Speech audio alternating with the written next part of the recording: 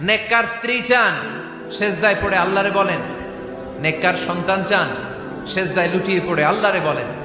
BCS পরীক্ষায় টিকতে চান, সেজদায় লুটিয়ে পড়ে আল্লাহকে বলেন। পাসপোর্ট দিয়ে রেখেছেন, ভিসা হয় না, সেজদায় লুটিয়ে পড়ে আল্লাহরে বলেন। মনের যত জ্বালা, যত যন্ত্রণা, যত আকুতি, যত হাহাকার, সেজদায় লুটিয়ে পড়ে আল্লাহরে বলেন।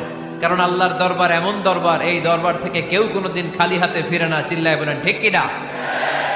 কেউ ফিরে না খালি হাতে আল্লাহরে তোর দরবারেতে, তাই না? পড়েন সবাই, কেউ ফিরে না। আকরাবু মা ইয়াকুনুল আবদু মির রাব্বিহি ওয়া হুয়া সাজিদ। বান্দা যখন সেজদায় লুটিয়ে পড়ে, বান্দা আল্লাহর সবচাইতে কাছে চলে যায়। এই কথাটা মনে থাকবে আপনাদের সবার। আমরা কখন আল্লাহর সবচেয়ে কাছে যাই? আওয়াজ করে বলেন।